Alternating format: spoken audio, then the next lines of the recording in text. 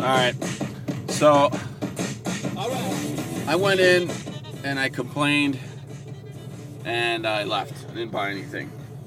It just really aggravated me. I couldn't do it. But I didn't go to White Castle before that. And they didn't have a sign on their door that says they bans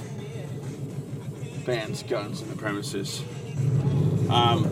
So yeah, I went in. This jackass parked right up on me. And I asked for the manager. And he came out and I told him, I said, well, I just gotta have a complaint. 2 complaints I had. One, I did go in there for oil, so I walked over to the oil, and the reason I didn't buy the oil was 2 reasons. One, I was just pissed. And 2, was that their oil was 1 gallon was $3.99 for the cheap shit. And that I can get it for $2.99 at Super America and support them communist bastards instead. Just kidding. But so I told him straight up, like, well, I noticed a sign on your door when I came in, and I go, I've got to be honest, I'm pretty offended by that. If you really think you're keeping out criminals, I mean, you're wrong. I go, it's really inconvenient for a lot of people. And I go, I had to leave my firearm in my car underneath my damn seat, because of your sign. And I'm perfectly legal to carry this. But because you have it posted, I can't carry it here. And he totally understood, he said, and also admitted that he gets complaints every day about it, and that somebody from the NRA went in there from the Minnesota. He said he was the president of the Minnesota chapter of the NRA, is what he said. Whether or not that's true, who knows? But he says the NRA guy went in there and talked to him and was just explaining to him, the ramifications of that sign and, really what it means, and that it, their ignorance that some gangbanger's not going to read that and be like, hey guys, man, yo B, we can't bring our gats in here, It's just not how things work. So, anyways, I'll digress on that, but there was a situation here in Minneapolis as of recently, 2 days ago. Wow, it looks like there's a fire over here. Crazy. But a couple nights ago at 9:45 p.m. on Thursday evening in Minneapolis, really close to my house, and it's actually an Asian buffet that I go to on Sundays a lot because they're really cheap and really good food.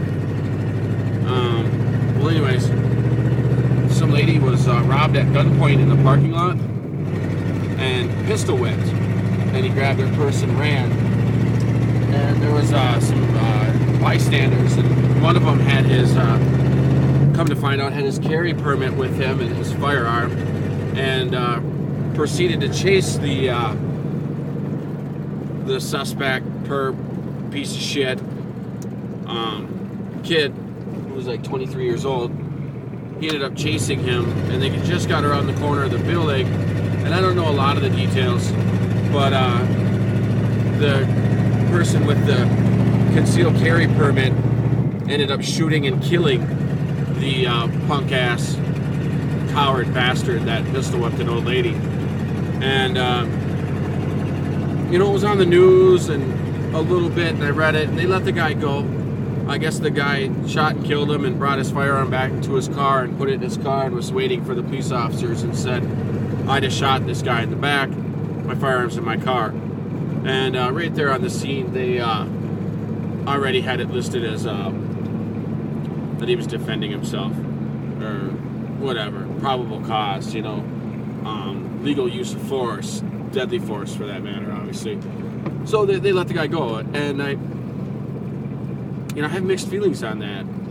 One, I think it's awesome, really, in the whole grand scheme of things. I think good for him, but from maybe a slight concern, and maybe it's because I was in law enforcement and stuff, is that I think that if this goes to court, and let's just say this kid who was 23 years old that he shot and killed, his parents get a lawyer and want to sue this guy with a concealed carry permit, which I hope to God they do not. But if they want to, I don't know if they couldn't maybe sue him and maybe get his permit taken away and maybe have him put in jail.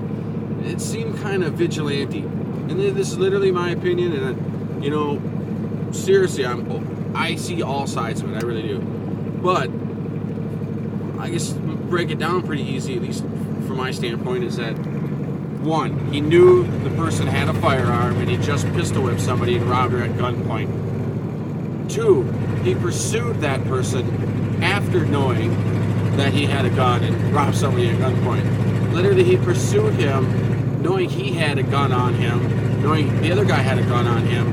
He could have came around the corner and got shot. The guy could have been a better shot than him. The guy could have been well trained with his firearm and he might not have had a chance. Two, he chased this guy. He's not a law enforcement officer.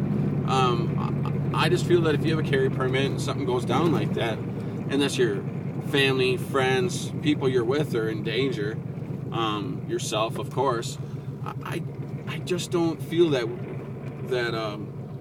myself, I would not at least pursue somebody that I know had a firearm that, you know, is not causing me any harm. You know, has already caused somebody harm. Deal with that, call the cops, and hope they catch them. Let them do their job in that case.